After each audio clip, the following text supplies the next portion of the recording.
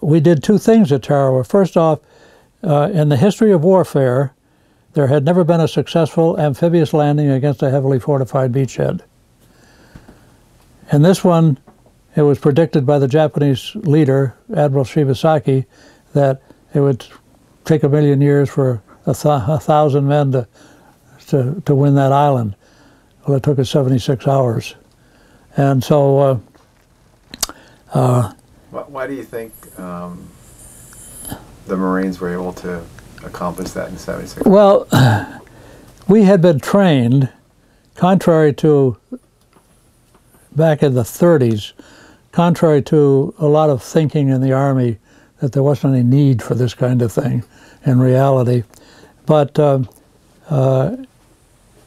there had been a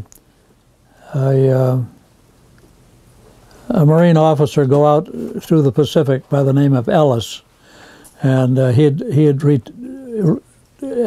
himself taken out of the Marine Corps purposefully to do this.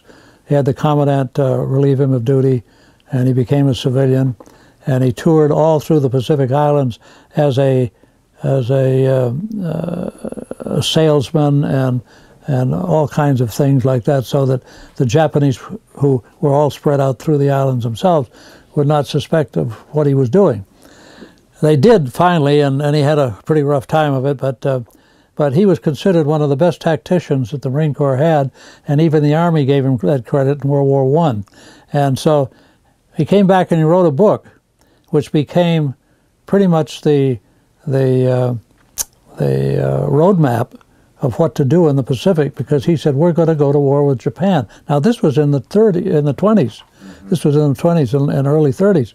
And so the footprint he put down was exactly practically what we did.